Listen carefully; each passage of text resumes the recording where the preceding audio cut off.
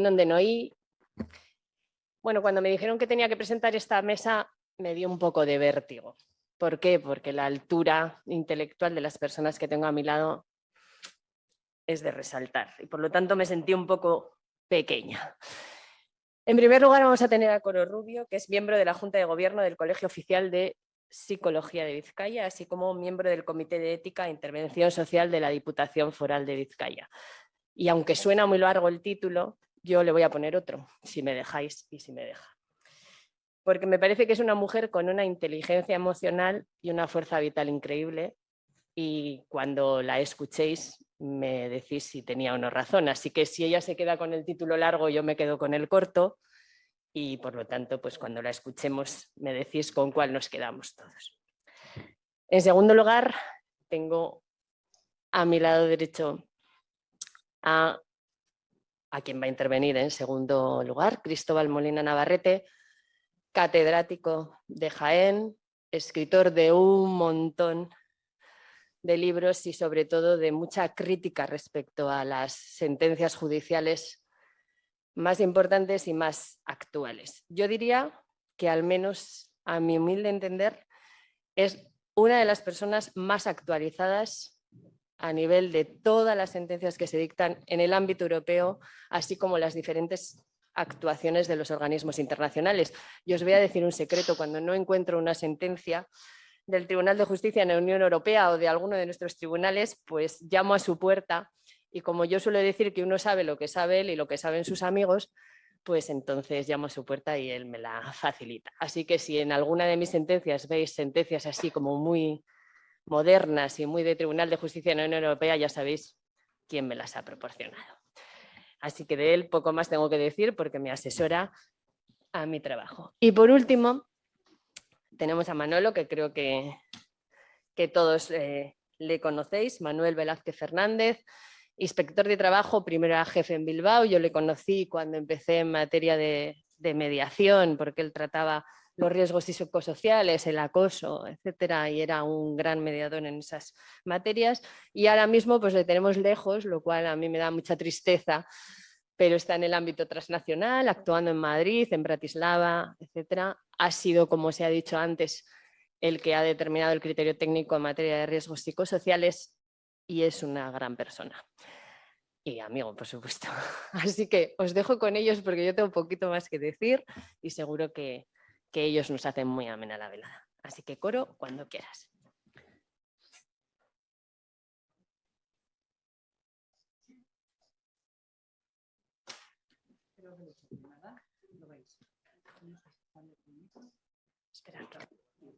Vale, estamos. Vale, primero, dar las gracias, como no puede ser de otra forma, al observatorio y a estos compañeros que se han convertido casi en amigos en muy poquito rato. Gracias por vuestra acogida. Sí, y gracias por invitarme a un entorno... que también para lo de la hoja he autorizado el honorario de Zubillaga, que no estaba ayer. Lo sé.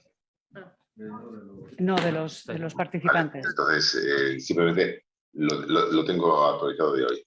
Si entra o no entra, como también he mandado el de Carlos de un tema de un doctorado, pues igual... No, es el gerente de la universidad.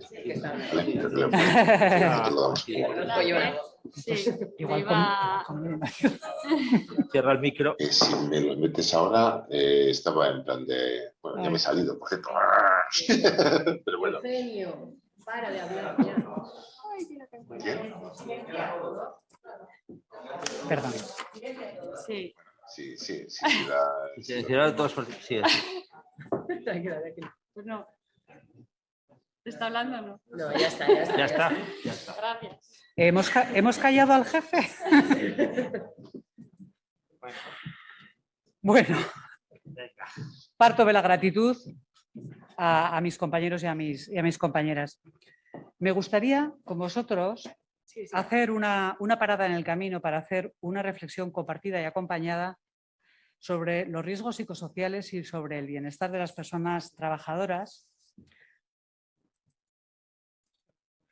Sí. Digo, una reflexión compartida. Y quiero sugeriros, si me lo permitís, algunas ideas en relación a los riesgos psicosociales y a la salud de las personas trabajadoras. Y esto es así porque las preguntas personales, las preguntas en lo nominativo, suelen tener respuestas en muchos momentos en lo común, suelen tener respuestas en lo colectivo y seguramente no se nos van a ocurrir grandes soluciones, pero casi estoy segura que alguna propuesta prudente y adecuada se nos va a ocurrir si pensamos juntos, ¿no? Que es mi idea. Bien, el por qué es la pregunta de la ética y la respuesta es una argumentación. La pregunta de la moral, sin embargo, es la pregunta sobre el qué debo hacer, es el qué, y la respuesta es una acción. Aranguren dice que la moral es vivida y la ética es pensada, es reflexionada, y desde ahí quiero que pensemos, me gustaría que pensemos y que hablemos juntos esta mañana. Llegó la pandemia y se establecieron algunas medidas y empezamos a hablar de riesgos. Las primeras medidas fueron de carácter generalista, como no podía ser de otra forma, porque lo común era sobrevivir. Ahí pone vivir, pero yo creo que lo común al principio era sobrevivir. Reflexión sobre vivir, sobre vida, casi vino a posteriori y hablábamos de qué tipo de vida estábamos hablando, de vida biológica, de vida biográfica. Fue una post-reflexión. El clima era un clima, si lo recordáis, un clima belicista, con un discurso marcadamente machista. Hablábamos de muy masculinizante, quizá no machista, pero desde luego sí masculinizante. Guerras, batallas, luchas, héroes. Nos sugieren que hay que hacer medidas en lo común. Y aunque lo común era lo necesario, lo común requiere equidad. Y a pesar de que se apelaba a eso, a lo común, a la comunidad, en realidad se responsabilizaba al individuo abstracto. Eso dice Javier Segura. Bien, ciñéndonos a lo que son los factores psicosociales, algunos de ellos son riesgo por sí mismos, son vulnerabilidades, algunos de ellos se vieron potenciados y se fueron ampliando y fueron amplificándose en la medida en que se iban mezclando, iban haciendo intersección con la pandemia. Y aunque los voy a explicar de manera separada, tenemos que tener en cuenta que están interrelacionados, porque cuando una persona se vuelve vulnerable en la esfera psíquica o social o económica o laboral o espiritual, tiende a ser más vulnerable en el resto de las esferas. Puede ser herida en las demás. Las voy a enumerar, ¿de acuerdo? Bueno, la salud física y mental de las personas y sus familiares, la presencia de enfermedades limitantes, la fragilidad económica, la exclusión laboral, la precarización laboral, la baja cualificación profesional y la economía sumergida, la infravivienda o mala condicionada, la forma de vida marginal, los consumos, la edad avanzada, la soledad, escasa o nula red de apoyos informales, los valores familiares y personales, la cultura y la espiritualidad. No lo veo. ¿Podemos quitar esta parte? Porque es que no sé cómo hacerlo. Pero, No sé cómo hacerlo. eso. No sé si se puede Es que no minimizar. sé si se oculta aquí en el más, pero no lo sé. Si lo tuviera en el documento lo leería, pero no lo tengo. Pero No. Un cable. Es que antes lo he intentado y no he podido. No has podido. Ah, vale. Vale, que no se puede entonces. No se puede. En vista. Violencia intrafamiliares, me acabo de recordar. Violencia es la violencia intrafamiliar. Sí, Bueno. es igual, dejémoslo. Vale. Venga. Bueno, falta de recursos y habilidades personales, la brecha digital, que la hemos mencionado esta mañana, pero es verdad que hay una cantidad, yo creo, significativa de población que está en esa brecha digital, mayores, personas con discapacidad y otras. Separación de los seres queridos y preocupación por la seguridad de estos. Sobreexposición a información, a mucha información, en muchos momentos sin posibilidad de poder contrastarla.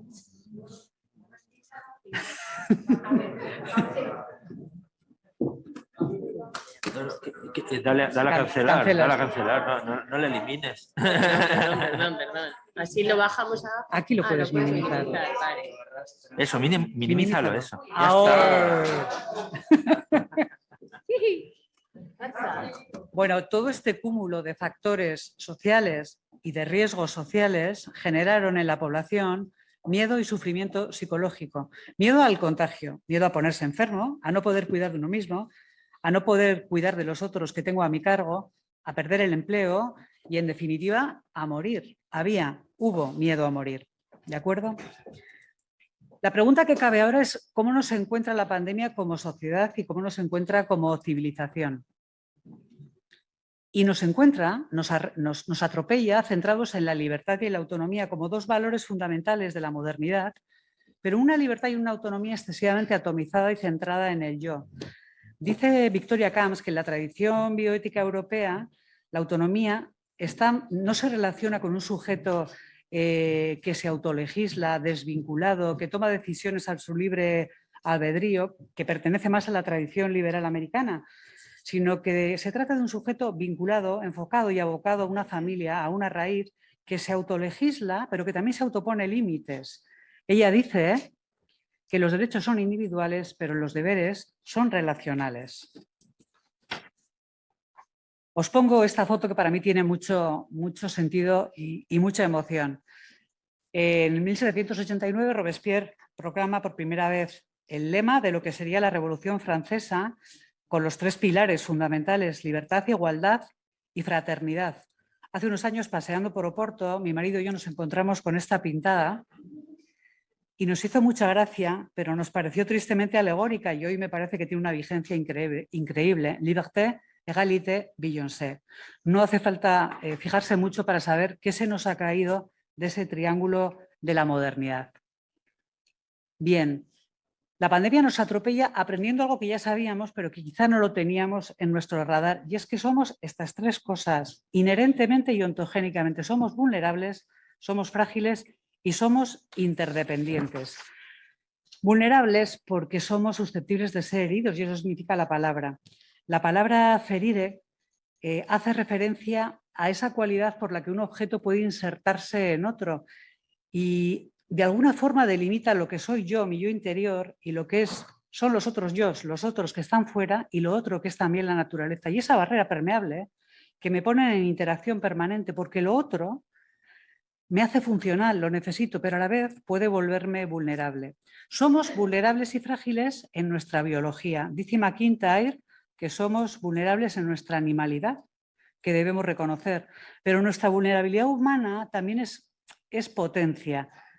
Quizás es verdad que necesitamos de cuidado más en los dos cabos de la vida, en la infancia y al final de nuestra vida, pero quizá la vulnerabilidad como equivalente a potencia se ve más en la primera infancia. Nacemos inmaduros y requerimos de que alguien o alguienes nos cuiden y nos protejan. Y es precisamente en ese momento en el que se produce la mayor expansión de nuestro cerebro.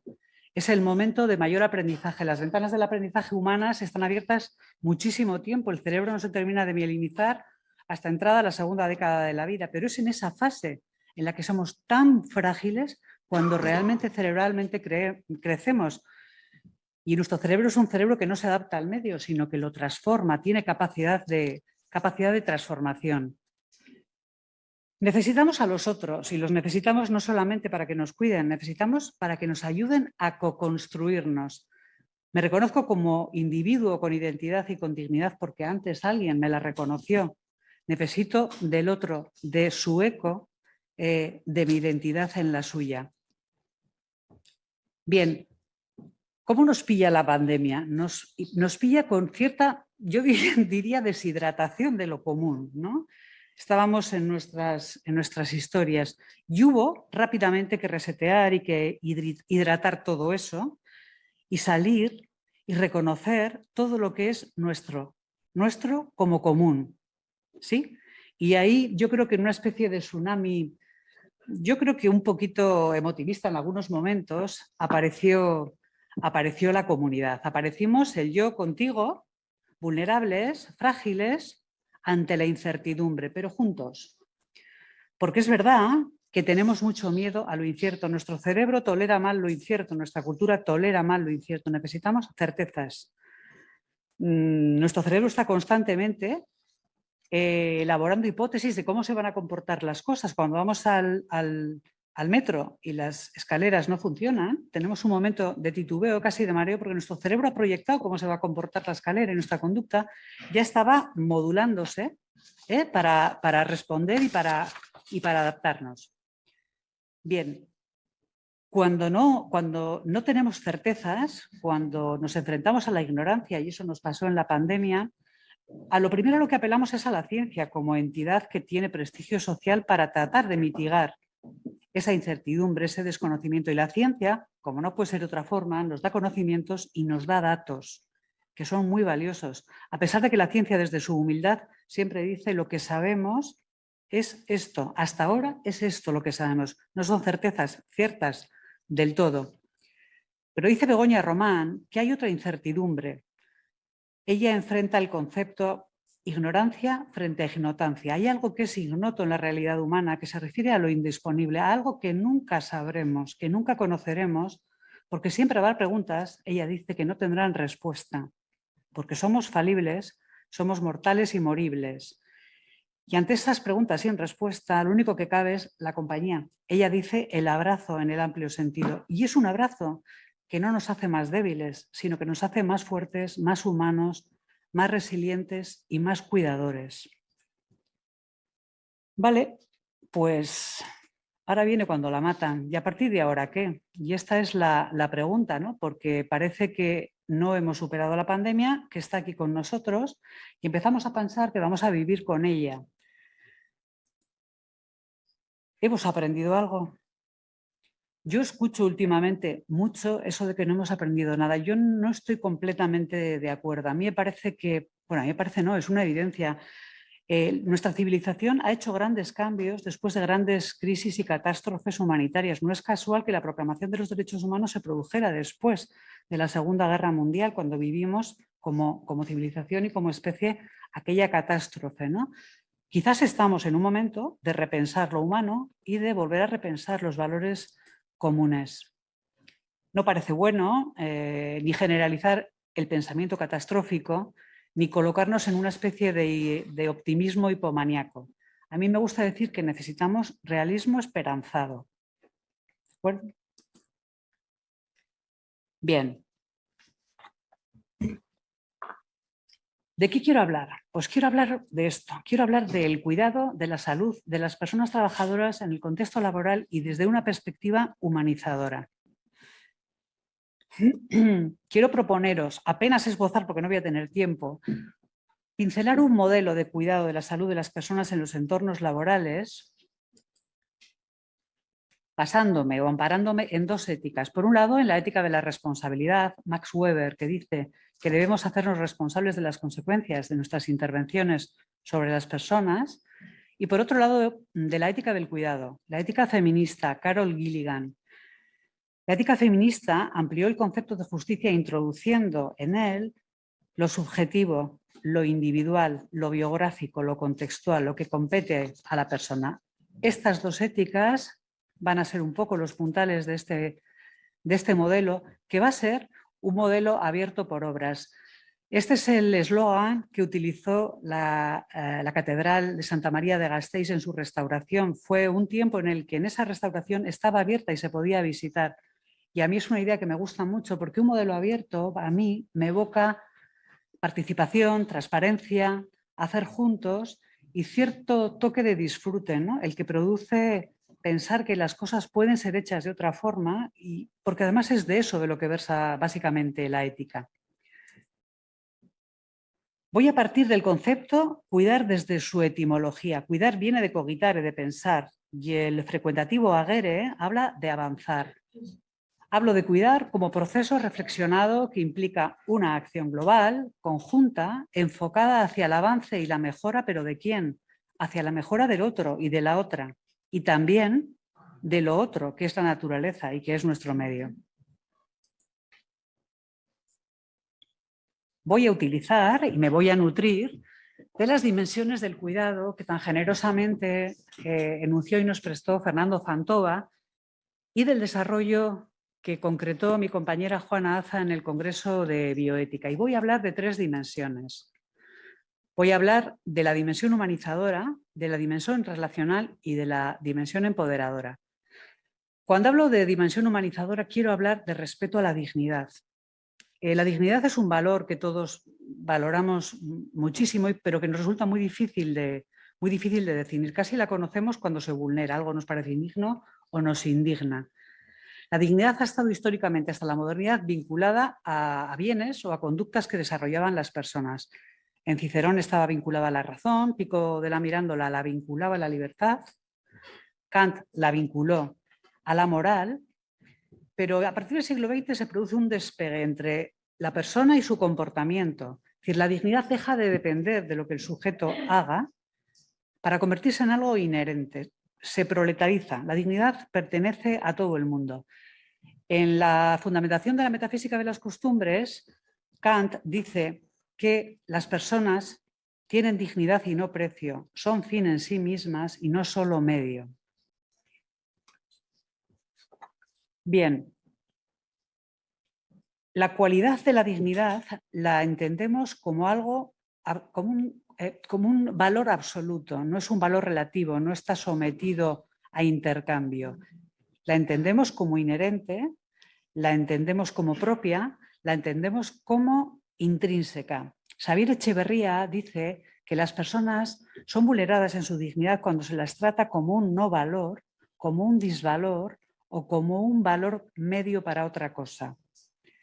Bien, en el contexto laboral, el respeto a la dignidad, a mi juicio, ha de ser una transversalidad que empape a toda la organización porque de él emanan el resto de los derechos y el resto de los deberes. Las personas trabajadoras no son medio, productivo. La otra dimensión es la dimensión del reconocimiento.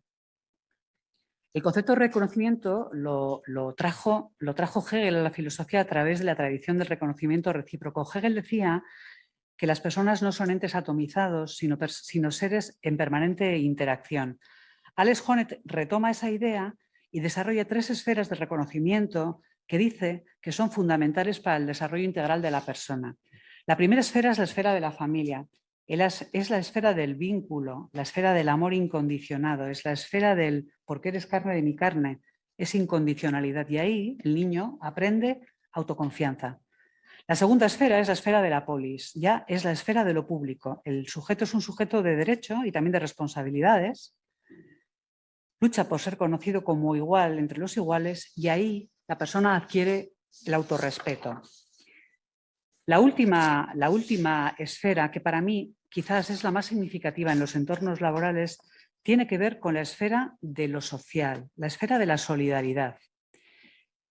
Porque creo que es la que consolida la forja de la identidad de la persona trabajadora dentro de la organización. Es la esfera en la que, perteneciendo a algo, se me valora y reconoce por algo que yo puedo aportar porque es genuino, es mío. Yo lo hago y lo hago mejor que nadie.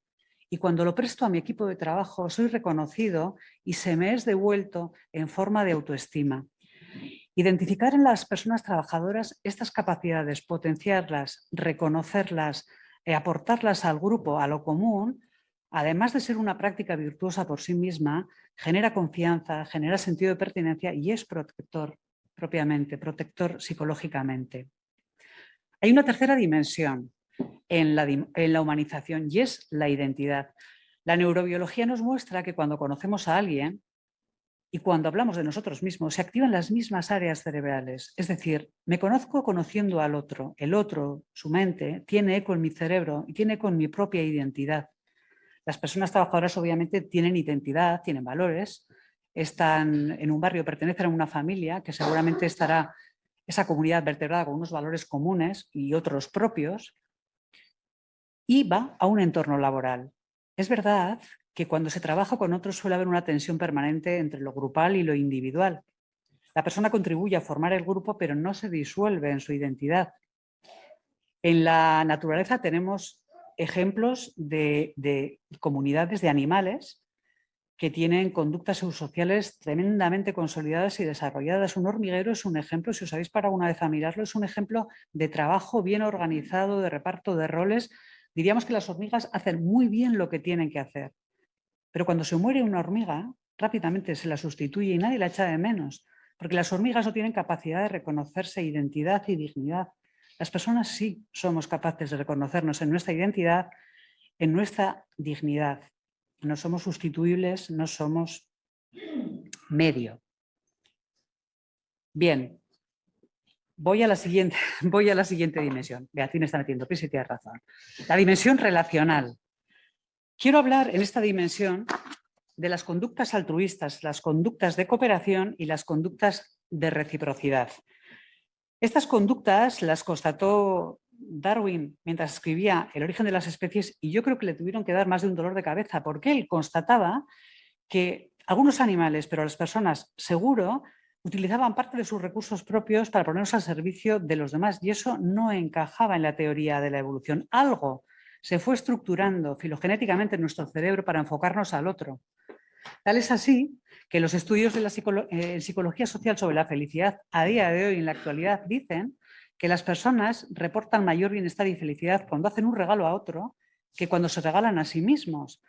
Por tanto, la idea de individualidad parece ficticia, más bien parece una creencia alrededor de la cual hemos desarrollado muchísimos hábitos que reconocemos en nuestra práctica diaria. No es infrecuente cuando tenemos un amigo o una amiga que está pasando un mal momento, decirle que vaya a dar su masaje, que se haga un regalo o peor aún le regalamos un libro de autoayuda. Somos cooperadores porque hemos aprendido que cooperar entre nosotros es bueno, garantiza la supervivencia.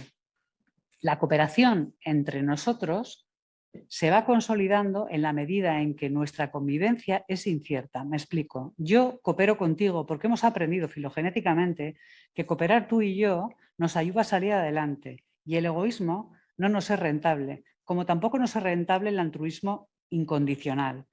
Seguramente a medida que nuestro cerebro se fue estructurando filogenéticamente a lo largo de la evolución, fuimos desarrollando estructuras, aparatajes sociales, culturales, políticos, simbólicos, coercitivos, para consolidar esta cooperación. Doy y confío y espero en que cuando necesite, alguien me lo devuelva.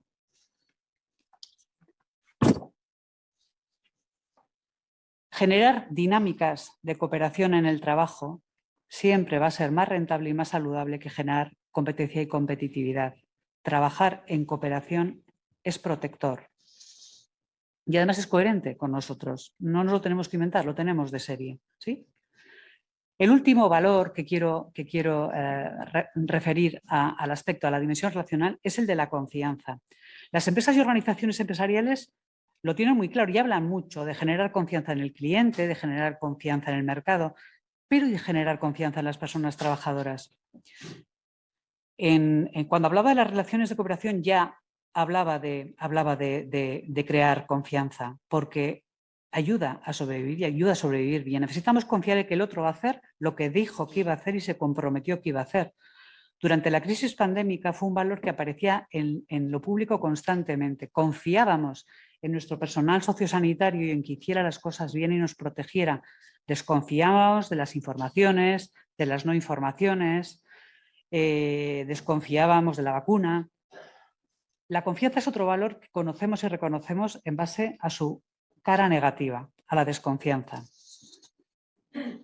Hemos tenido la experiencia de cómo sería nuestra vida si no existiera la confianza como valor que vertebra la sociedad. Viviríamos en una absoluta intemperie psicológica, en la absoluta incertidumbre e invulnerabilidad.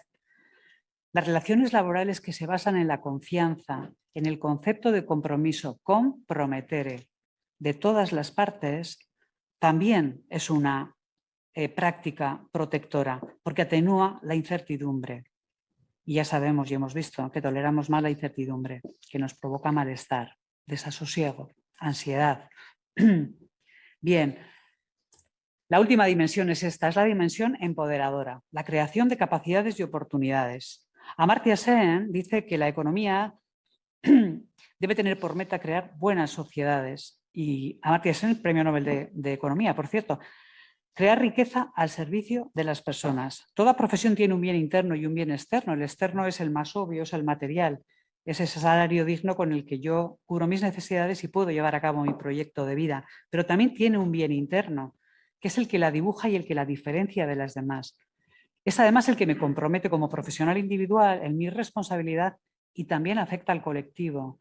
Si Beatriz hace bien su trabajo, genera reputación profesional para ella, pero también para el resto del colectivo. Todo trabajo y toda profesión tiene un valor tiene un valor interno y es importante visualizarlo, es importante sacarlo y hacerlo emerger. Poner el acento en ese bien interno que fecunda cada profesión genera sentimiento de pertenencia. Mi cometido, entre otros cometidos. Soy parte y me siento concernido. Durante los primeros momentos de la pandemia, en un programa matinal de esos que yo me tragaba porque no tenía muchas cosas que hacer, un reportero le preguntaba a una señora que estaba limpiando un ambulatorio y le decía, ¿qué tal le va? Y la señora contestaba, aquí estoy, haciendo lo mío para cuidar la salud de las personas. A mí me pareció una frase de una potencia absoluta, me pareció masa madre. Porque aquella mujer lo que estaba diciendo es, formo parte, veo el valor intrínseco de lo que hago, puedo levantar la mirada de mi cubo y de mi fregona porque mi organización me reconoce en mi valía, reconoce la valía de mi trabajo y yo, junto con el resto de mis compañeros y compañeras, llevo a cabo un valor que tiene gran estima social, que es la salud de las personas. Cada desempeño laboral y cada persona que lo lleva a cabo requiere condiciones laborales dignas que incluyan reconocimiento y visión integradora de lo mío en lo de los demás, visión holística de la tarea.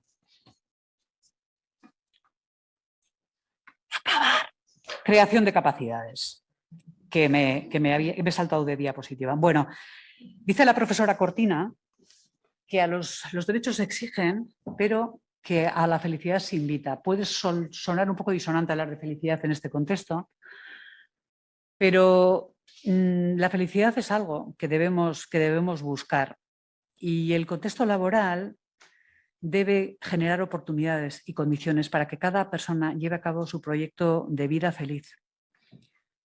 Nos recuerda Victoria Camps que la Declaración de Independencia de Estados Unidos reconoce tres derechos: derecho a la vida, derecho a la libertad y derecho a la felicidad. No habla de felicidad, habla de derecho a la búsqueda de la felicidad, La felicidad la tiene que buscar cada uno porque pertenece a la esfera de lo subjetivo, de lo propio, del sentido de mi vida. No se trata de mantener a la gente contenta, trabajadores contentos, empleados contentos, niños contentos. De lo que estamos hablando es de generar capacidad, de generar oportunidades en el sentido del enfoque de Martha Nussbaum, que no tenemos tiempo de ver, ni muchísimo menos, pero que es un enfoque tremendamente fecundo.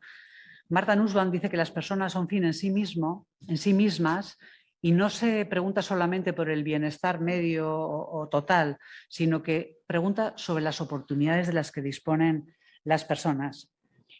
Un poco lo que os decía, capacitar para poder llevar a cabo un proyecto de vida feliz, que sea el de cada quien, que cada uno tenga razones para estimar. Proyecto de vida que, por cierto, está vinculado con el proyecto de vida de autorrealización de mi compañero y de mi compañera. Última frase, concluyo. Yo creo que debemos tener realismo esperanzado. Ya no somos tan modernos, yo creo que lo que nos toca a partir de ahora es gestionar y aprender a vivir con lo incierto y tratar de corregir los desvanes de esa sobrelibertad en la que hemos vivido y un poco de la patologización de la autonomía que también hemos tenido durante este tiempo. Realismo esperanzado, pero con los otros, con vosotros, con vosotras, que sois los míos, como no puede ser de otra forma. Os iba a contar una historia, una breve historia que Bea no me va a dejar, pero que a mí me gusta mucho. Sí que te dejo. Me deja bien. Os voy a contar la historia de Benjamina. Me gustan las historias porque los seres humanos somos narradores. En Atapuerca, en la Sima de los Huesos, encontraron los restos de Benjamina, pertenecientes al Pleistoceno medio. Benjamina fue una criatura, una niña, que sobrevivió 9 años y tenía una plagiocefalia, que es una alteración del crecimiento óseo del cráneo que produce un fenotipo peculiar. Ella tendría una configuración física totalmente diferente del resto del grupo y además tendría un retraso psicomotor, porque conlleva un retraso psicomotor. Vivió 9 años. No me cabe duda de que alguien la cuidó. Y la cuidó en lo biológico y la cuidó también en lo psicológico. Alguien la abrazó, la reconoció, le enseñó, le acompañó, le estimuló. A mí es una historia que me gusta especialmente porque a mí me centra. No sé qué pensáis. Me emociona en el sentido de movere, me mueve. Porque me hace visualizar un vínculo primigenio, un vínculo que está ahí, que no me lo tengo que inventar, que es que lo tengo. Me despierta a mi humanidad y me permite centrarme y no distraerme de otras cosas que no son tan importantes ni tan esenciales. Os dejo con mi modelo abierto por obras para que lo penséis conmigo siempre. Gracias.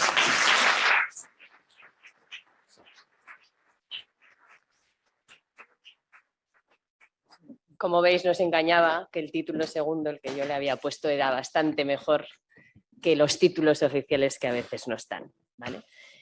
Y ahora vamos a remover conciencias de los legisladores con Cristóbal Molina, porque nos va a hablar de las posibilidades que va a tener la normativa estatal e incluso autonómica a la hora de la prevención de nuevas pandemias, pues porque esto no ha terminado ciertamente, pero tampoco se sabe si van a llegar más, y la Organización Internacional del Trabajo ya está en esa idea de que es posible que lleguen más, y vamos a ver si realmente hemos aprendido algo, como decía Coro, hemos aprendido algo o no, y si realmente desde el punto de vista legislativo se pueden adoptar medidas que nos hagan llevar a la práctica otro tipo de pandemias que pueden existir para que nos vaya mejor de lo que nos ha ido en esta.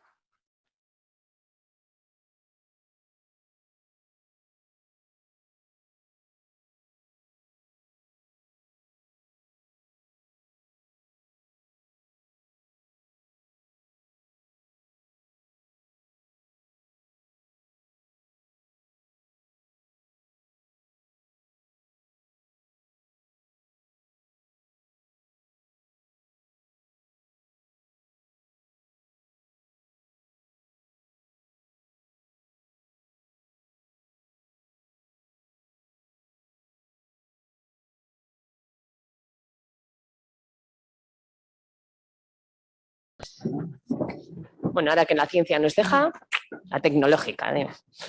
Venga, os dejo con Cristóbal. Bueno, buenos días o ya casi buenas tardes. Aunque vayamos con cierto apresuramiento para que podamos tener algo de debate, yo quiero agradecer, ¿no?, pues la invitación. Aunque forme parte del observatorio, es un agradecimiento, es un autoagradecimiento, pero bueno, siempre es de buen nacido no ser agradecido. Yo quiero agradecer al observatorio, pues primero que realiza esta jornada y luego que cuente conmigo. Lógicamente también el gobierno vasco y a Osalan, con el que ya hemos tenido la oportunidad de colaborar, en fin, en los espacios en los que me muevo un poquito más al sur, y por tanto venir aquí, llevo 20 años viniendo, ¿no? Llevamos 20 años trabajando, no son solo 18, son 20 años lo que llevamos trabajando sobre los riesgos psicosociales, aunque el observatorio se creó un poquito después. Bueno, tener la oportunidad de volver, aunque sea en esta post-pandemia, pero que no nos deja, pues para mí es un placer. Bueno, ¿qué voy a contar yo? Pues lo que mis compañeras y compañeros me pidieron, y es que hable un poquito de la OIT, ¿no? Necesitamos referentes, ¿no? Voy a enlazar, ¿no? Me ha parecido muy interesante la intervención de Coro, voy a enlazar con ella, ¿no? Porque claro, una cosa es la dignidad, los valores, y otra cosa luego es lo que se puede realizar, ¿no? Y aquí la OIT tiene un papel muy importante para entendernos, ¿no? La OIT es a la salud laboral lo que la OMS es a la salud. Todos lo sabemos, ¿no? Las referencias para nuestros políticos, para nuestras normas, para nuestro sistema de cómo gestionar la pandemia ha venido a partir de la declaración de la OMS, y conforme iba aprendiendo la OMS, porque tampoco lo sabe todo, la certidumbre es un anhelo, pero nadie nos lo puede garantizar, ¿no? Conforme la OMS aprendía, los estados aprendían, dictaban sus normas y se iba funcionando, ¿no?, como se podía. En ese mismo momento estaba actuando también la OIT, la Organización Internacional del Trabajo, que forma parte de la Organización Nacional de Naciones Unidas, ¿no? Sin embargo, a la OIT no se la escucha. A la OIT no se la estaba escuchando, porque en el mismo momento que estaba hablando la OMS para la salud pública, la OIT estaba hablando porque esos problemas se iban a presentar con mayor nitidez para la población trabajadora, que son los que tenían que afrontar más directamente de una manera u otra, y desde luego los profesionales sanitarios, residencias, policías, servicios públicos, ¿no? Bien, sin embargo, como digo, eso no aparecía, ¿no? No aparecía donde tiene que aparecer, ¿no? ¿Qué es lo que yo...? Mi mensaje es muy sencillo. Mi mensaje es que si no hay un instrumento institucional, ¿no? Yo creo en las instituciones, lógicamente, si no, no me dedicaría a esto, ¿no? Si no hay un mensaje institucional claro, es muy difícil provocar las sinergias de las entidades y las personas. Los retaría, pero es una pregunta lógicamente retórica la que hago. Se han dictado muchísimas normas, lo comentaba la subdirectora de la Inspección de Trabajo. Bueno, creo que Lourdes hacía también alguna referencia a su presentación. Hay mucho, pero ¿alguien ha encontrado algún protocolo, alguna norma, alguna orden estatal, autonómica o de la naturaleza que sea, en la que incorporara en el protocolo la problemática psicosocial?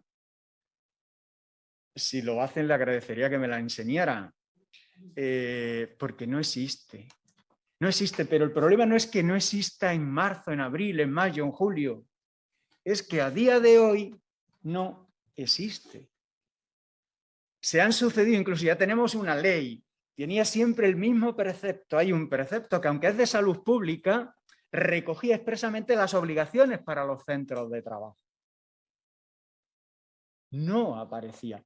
¿No había referentes institucionales para eso? Sí, ahí lo tienen, ¿no? Ahí le he puesto, en esa diapositiva tienen lo que dijo durante la pandemia la OIT, esa guía de riesgos psicosociales, y lo que dice, que es de lo que hablaré un poquito más, lo que deberíamos hacer, ¿no? Eso sí hemos aprendido o no hemos aprendido, ¿no? La primera es del abril-mayo del 20 y esta es de este año, del año 2021, ¿no? Porque ahora te toca a ti, Juan Carlos, ya sabes que si yo hago algo, estás tú y no me meto contigo, pues yo no soy tan feliz. Por cierto, y esto, bueno, me gusta meterme con toda la gente de la mesa porque así luego hay más debate, ¿no? Pues ellos me la devolverán, ¿no? Que es lo que yo espero. Es muy interesante el derecho a la felicidad de la Constitución americana, pero quiero recordar que había un artículo 13 de la Constitución española de 1812 que dice que el gobierno de España garantizará la felicidad del pueblo español. Claro que también decía que todos los españoles son buenos y justos, y eso ya pues no lo sé. Bueno, es curioso porque hay constituciones en las que aparecía ese derecho, ¿no? Y esto me sirve para trasladar, claro, porque tú dices, han ido apareciendo, ¿no? Han aparecido efectivamente todo el relato de actuaciones. Pero ¿cuántas se han plasmado en la orden que era el faro, que tenía que dirigir? Si esos instrumentos no se normativizan, vamos a ver, el derecho es la ética legalizada, ¿no? Eso lo diría Peces Barba. No, es la ética legalizada. Es la ética que se positiviza, porque la ética, por ejemplo, y enlaza con la OIT, la dignidad. Bien, desde 1917, que es cuando se crea la OIT, ya está dicho que el trabajo no será tratado como una mercancía. Y nosotros sabemos hoy, todo el mundo habla de recursos humanos. Y si son humanos, no pueden ser recursos. Es decir, son personas. Y las energías productivas tienen que canalizarse. Los miedos al contagio tienen que canalizarse en un espacio de personas. Pero eso lo deben decir las normas. Eso debe crear certeza. Otra discusión, Manolo creía que se iba a librar, pero no le toca, porque, claro, hemos tenido siempre una discusión, él siempre espera una norma, ¿no? En este caso, siempre espera una norma. Pues sí. Claro. Y quien crea una norma siempre espera a una inspectora o a un inspector que la garantice. Y en esa rueda llevamos, antes recordaba, que desde el año 2013 existe una orden ministerial que transpone una directiva del 2010 que dice que en el sistema sanitario tiene que haber una evaluación y gestión de los factores de riesgo psicosociales. Yo también retaría. ¿Alguien conoce esa orden? hay una mayor aplicación de los riesgos psicosociales en los sistemas con carácter general.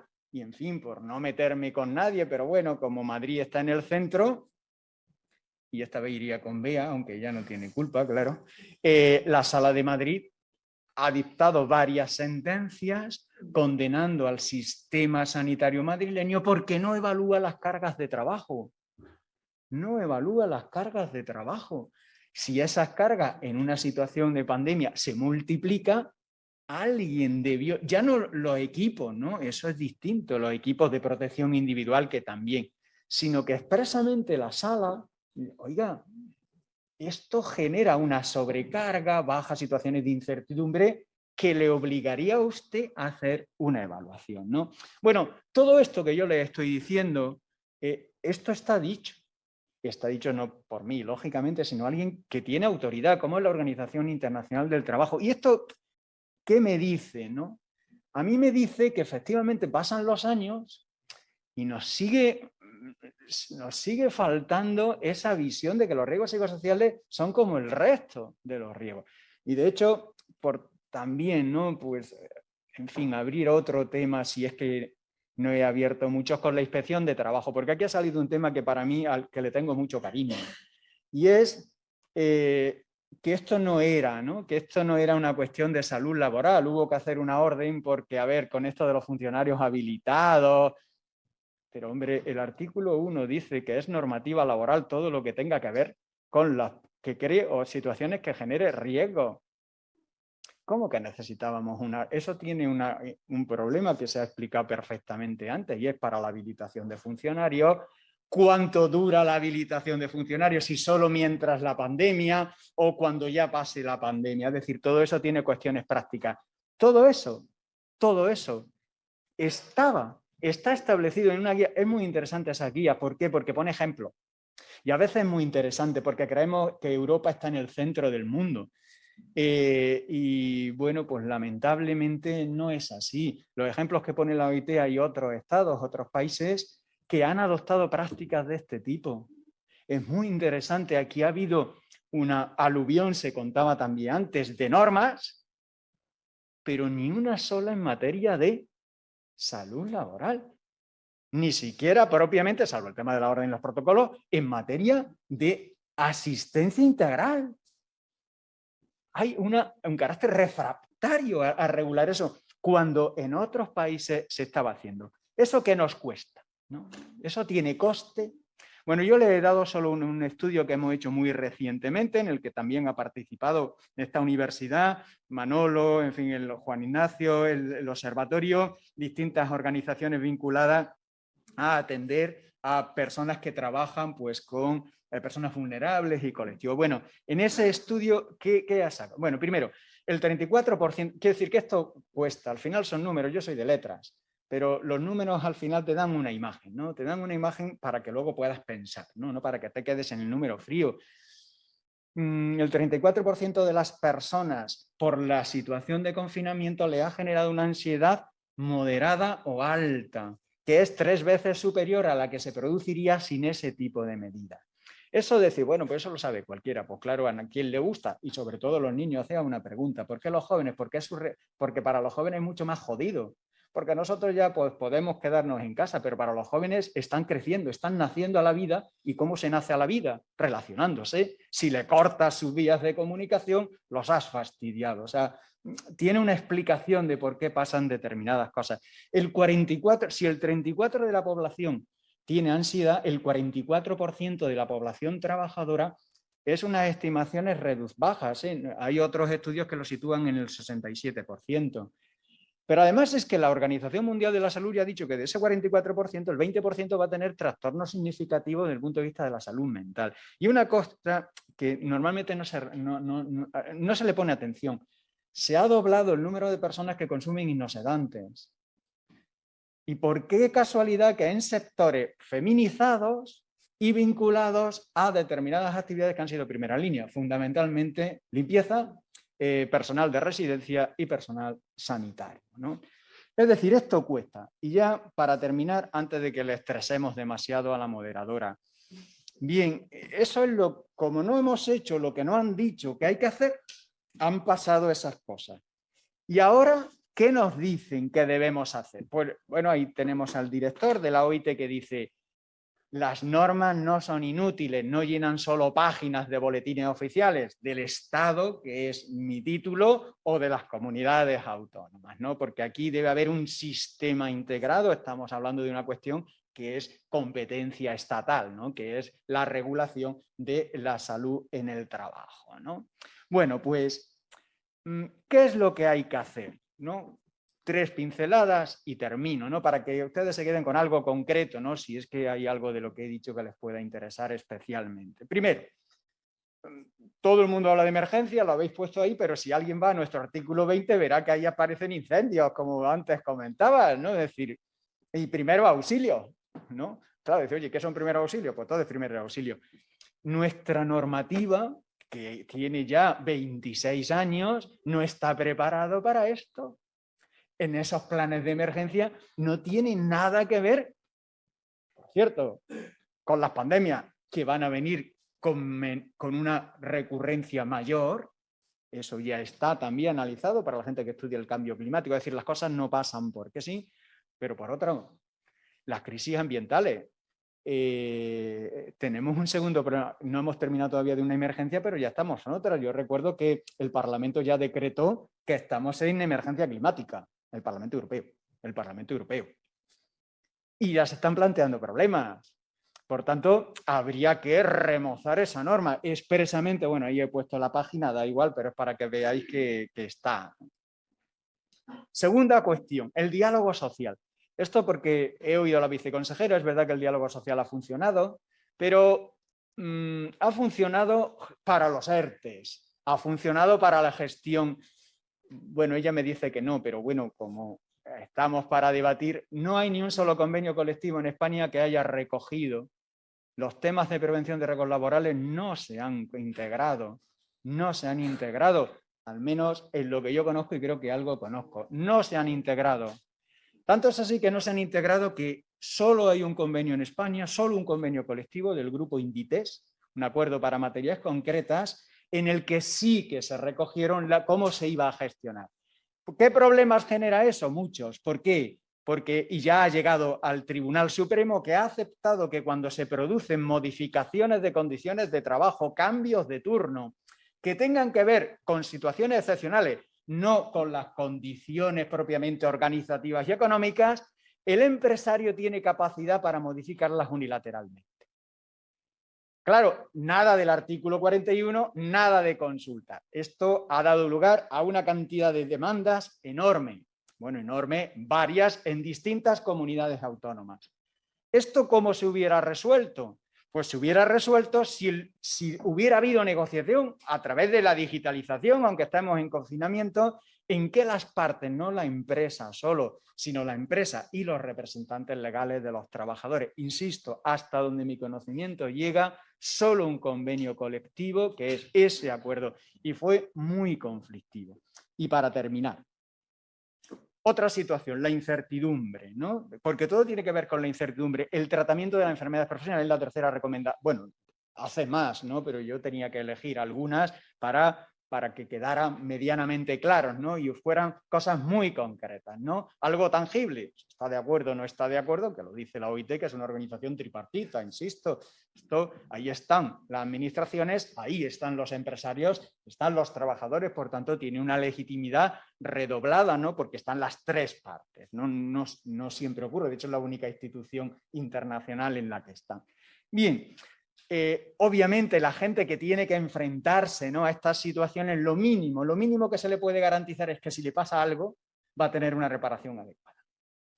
Los profesionales, no solo los profesionales sanitarios, que son los únicos que se han visto afectados en un procedimiento errático por parte del legislador español, porque unas veces era asimilado, luego fue accidente de trabajo y luego es como si fuera enfermedades profesionales, porque no son enfermedades profesionales, como si fuera. Por supuesto no voy a entrar en un debate técnico, no merece la pena, si hay interés por supuesto que lo haré, pero el problema ahí es un debate errático que genera desconfianza e incertidumbre. Y eso para las personas que tienen que ir porque es su profesión, porque tienen mucha vocación, por todo lo que ustedes quieran, pero si el sistema no le garantiza que de contagiarse van a tener cubiertas adecuadamente, ya sabemos nosotros que en nuestro país existe una diferencia radical entre que sea enfermedad profesional o que sea enfermedad común. No voy a entrar lógicamente en esto. De ahí el problema, ¿no? Bueno, pues la OIT, la Organización Internacional del Trabajo, tiene una recomendación específica sobre esto. Bueno, y ya he terminado. Como me gusta terminar siempre con Mafalda, aunque esta sea de otro tiempo, bueno, igual que yo, pero bueno, somos coetáneos, ¿no? Bueno, siempre se pueden hacer bastantes más cosas y lo importante es que tengamos la voluntad de hacerlo con un marco normativo que nos dé un poquito de seguridad. Así que muchas gracias y ahora queda a su disposición.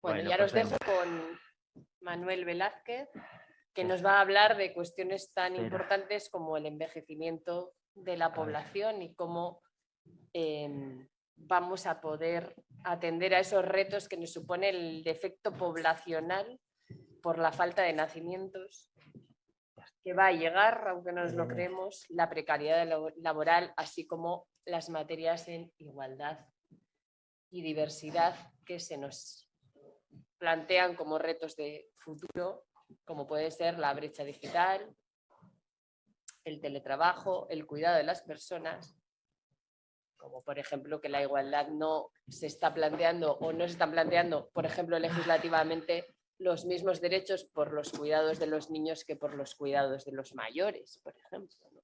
Y que yo creo que son retos que tenemos que afrontar. Os dejo con Manuel. Muy bien.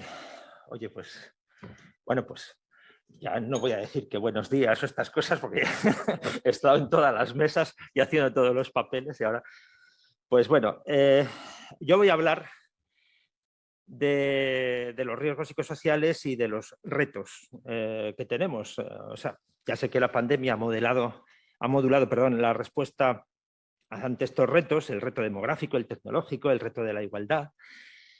Y yo, por un lado, pues hago una reflexión sobre esos retos y por otro lado hago una reflexión sobre cómo los riesgos psicosociales nos pueden ayudar a afrontar estos retos, cómo pueden contribuir a que bueno, pues, tengamos una transición adecuada en el afrontamiento de estos retos. Bien, los retos son estos, básicamente, el demográfico, el tecnológico y el de promover la igualdad.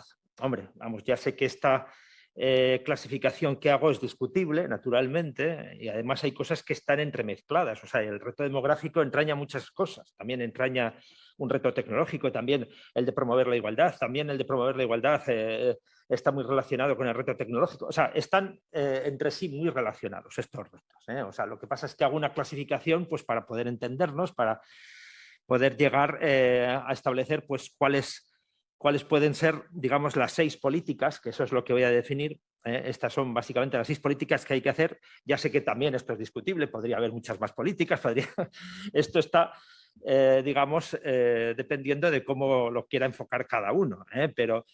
Pero bueno, yo más o menos el reto demográfico entiendo que pues, básicamente se trata de afrontar el envejecimiento de la población trabajadora a través de la gestión de la edad. Esto es una de las cosas a las que más ha dedicado el observatorio. También hemos hecho un libro muy reciente, una publicación sobre el envejecimiento de la población trabajadora. También vamos a hacer una publicación, o está a punto de salir una publicación de Osalán sobre este tema, sobre la gestión de la edad. Y se trata de conseguir la sostenibilidad del trabajo para las personas de todas las edades, es decir, desde que se comienza hasta que se acaba, todo el trabajo tiene que ser sostenible, todas las personas tienen que tener perfecta capacidad para trabajar, ¿no? Y eso pues, supone que tiene que haber una gestión de la edad en las empresas. Bien. El segundo sería reducir la precariedad, que también podría ser un reto en sí mismo, ya lo sé, pero bueno, también entra dentro, lo he puesto dentro del reto demográfico. Y aquí, bueno, sobre la precariedad, pues todo lo que ha dicho Coro antes, de la incertidumbre, la confianza, pues todo esto, vamos, yo creo que está genialmente explicado, está muy bien. La precariedad está directamente relacionada con todo esto, ¿no? La precariedad afecta a las personas jóvenes, pero también a las personas mayores que no tienen trabajo, que se han quedado desempleadas, porque tampoco tienen una mayor dificultad, más que los jóvenes, de encontrar un nuevo trabajo. En todo caso, pues esa precariedad, pues también a eliminarla o reducirla, pues contribuye a conseguir la sostenibilidad del sistema social, de la seguridad social, fundamentalmente de nuestro sistema de pensiones, como también la sostenibilidad de las empresas. No solamente es un problema de pensiones, sino también que las empresas, en esas relaciones que tienen que tener, pues, de confianza, de certidumbre, etcétera, tal, pues tienen que estar preparadas para asumir los retos, para asumir los cambios, para hacer una gestión de los cambios que se avecinan, una formación continua de los trabajadores. Eso es. Bien.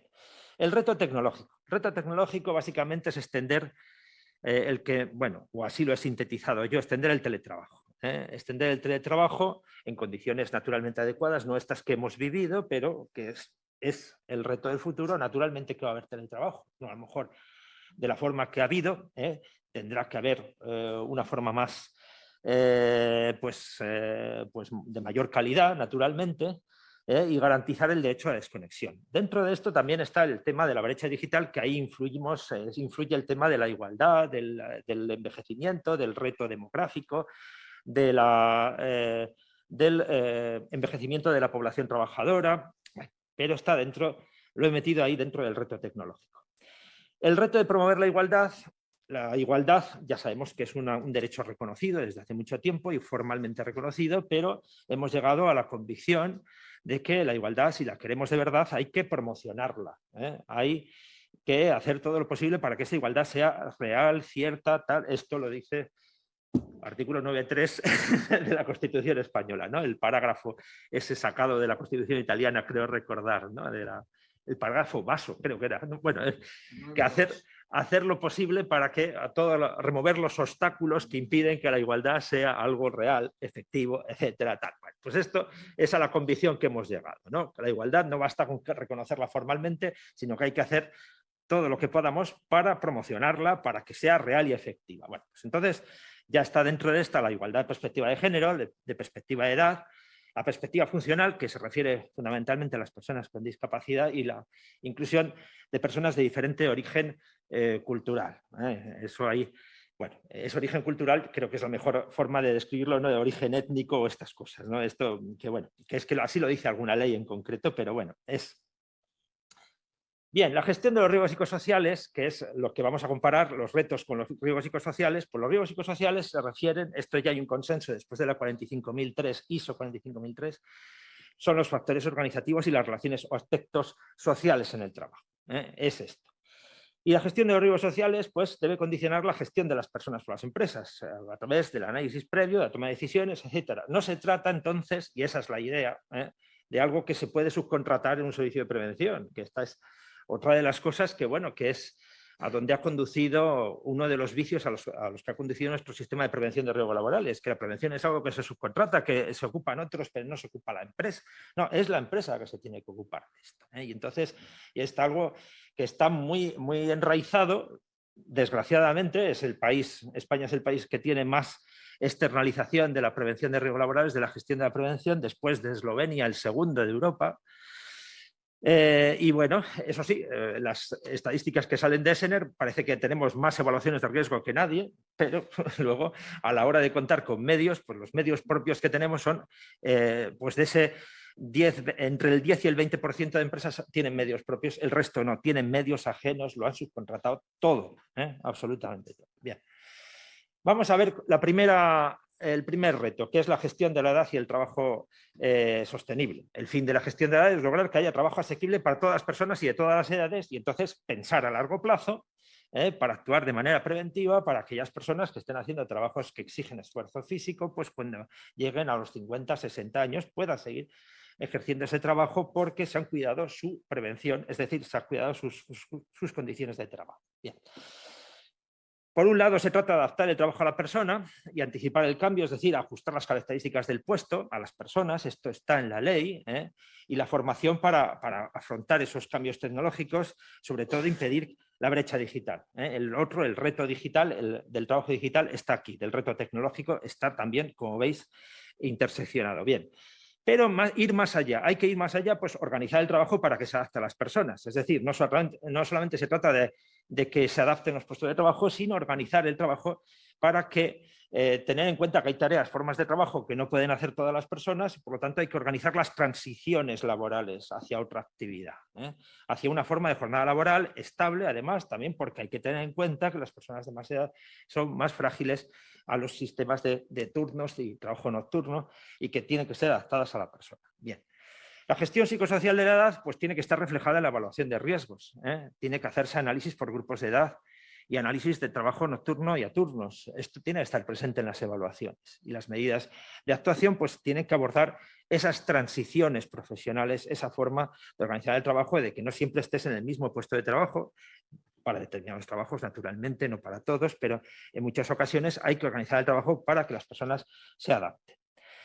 Bien, en segundo lugar, reducir la precariedad en el empleo. Reducir la precariedad en el empleo es otro de los grandes retos que tenemos, que bueno, lo he metido dentro del reto demográfico, aunque puede estar dentro de muchos retos, ¿no? Del de la igualdad también, por supuesto, pero reducir la precariedad, tenemos las cotas más altas de precariedad y también la precariedad no solamente es el contrato temporal no deseado, puede ser deseado, pero la inmensa mayoría de los casos no es deseado. También en la devaluación salarial que hemos sufrido en los últimos tiempos.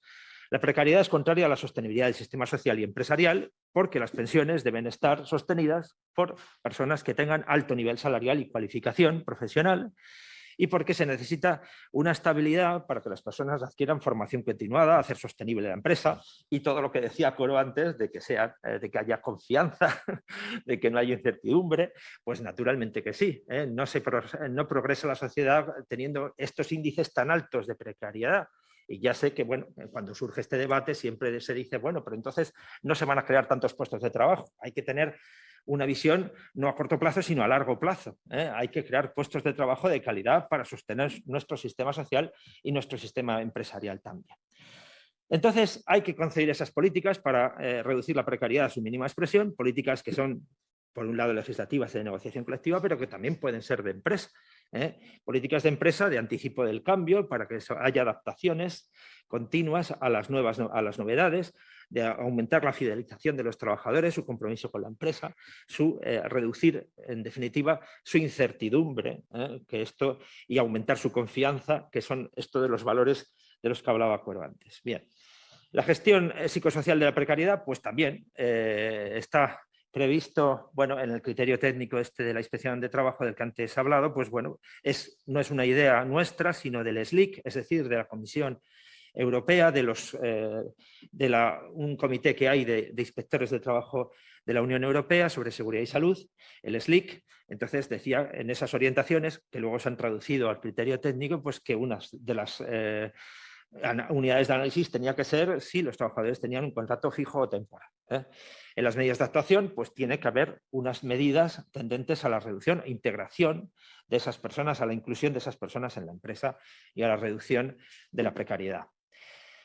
El teletrabajo y el derecho a desconexión. Bueno, en esto ya sabemos que ha habido una transición problemática porque, bueno, en principio, como situación de contingencia, necesidad tal, todo el mundo excepcionalmente teletrabajo, mucha gente excepcionalmente teletrabajo, se ha reducido también ahora de manera también sustancial, también de una manera creo que irreflexiva también. Lo que tenemos que tender, supongo que este será el futuro, pues a que haya un trabajo mixto en el que sí que haya partes que se puedan teletrabajar, es decir, que se puedan hacer a distancia y otras que se hagan de manera presencial. ¿Cómo? Pues lo más efectivo en cada caso, ¿no? Antes, todo lo que decía Álvaro sobre cómo y no es trabajo propiamente dicho, sino bueno, es la atención a los pacientes, pues hay atenciones que se pueden hacer a distancia en teletrabajo y otras que requieren la presencia de las personas. Bueno, pues esto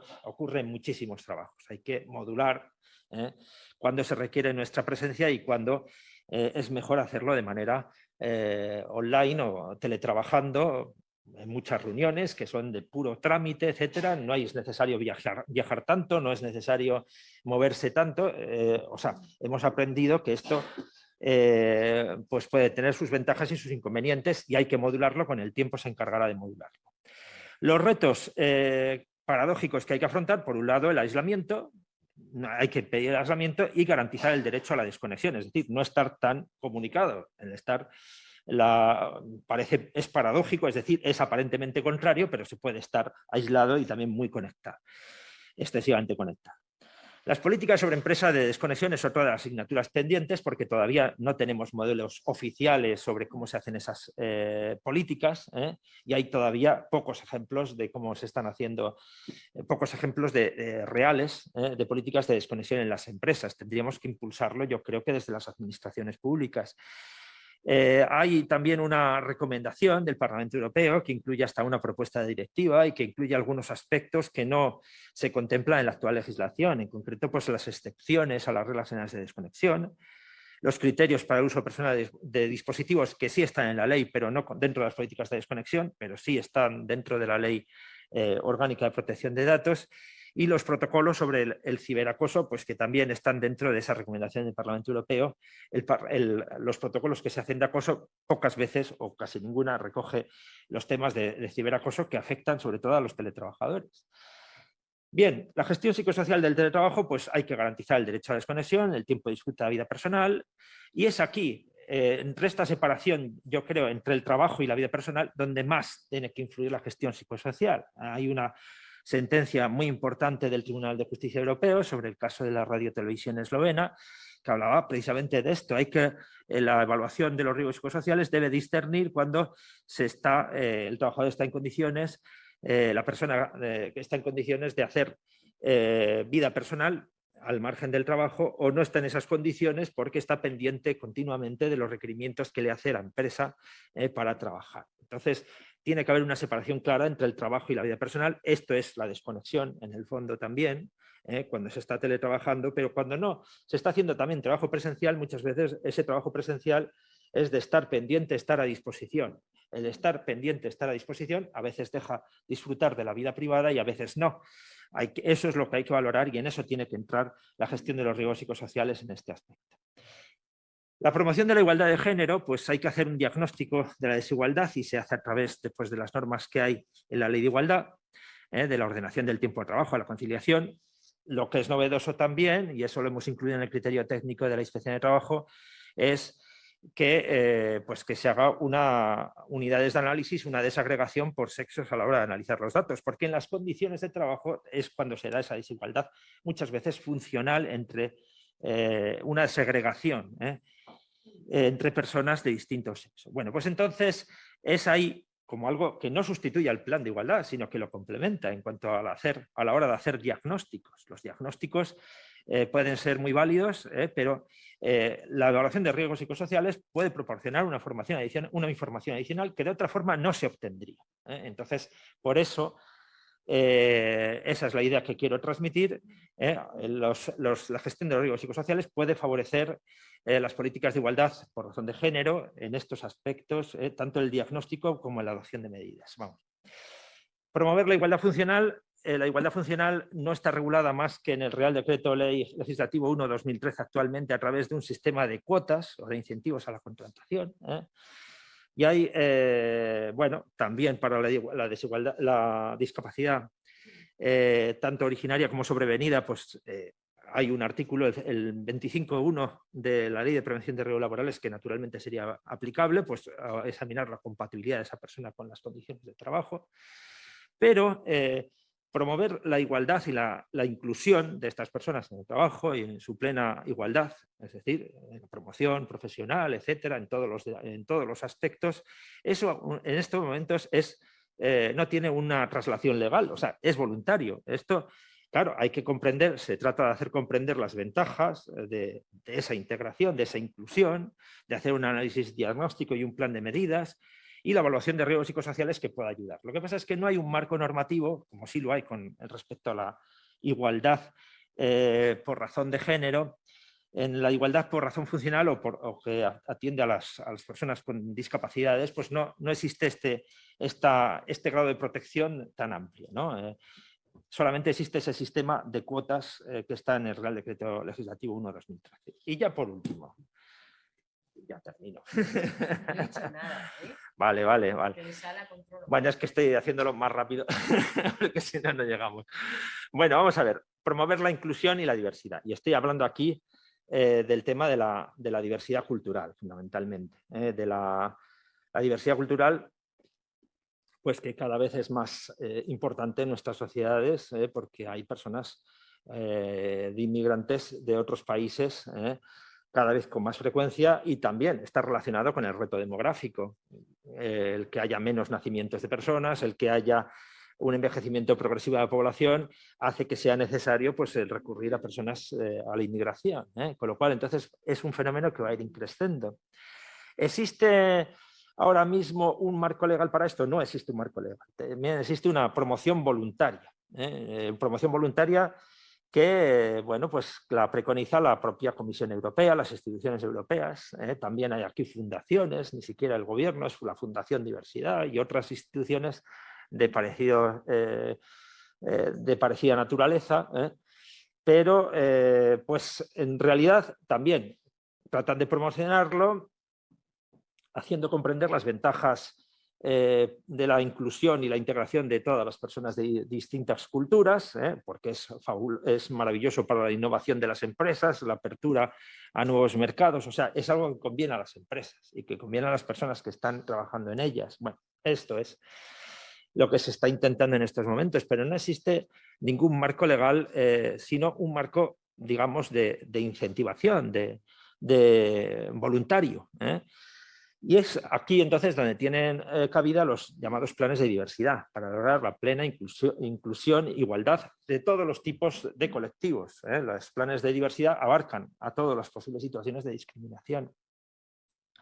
Lo que pasa, bueno, y además no solamente en el trabajo, sino también se refieren estos planes de diversidad muchas veces pues, a los clientes o a los familiares o en los centros educativos a los alumnos, a los centros sanitarios, a las personas que son, a los pacientes y a los familiares. Es decir, es que atiende a más aspectos que los laborales. Y curiosamente son los países anglosajones, un país como Estados Unidos es uno de los que preconiza más estos planes de diversidad y de inclusión, porque tal vez la mezcla de la diversidad cultural que existe en Estados Unidos, pues en pocos países la hay tan intensa, ¿no?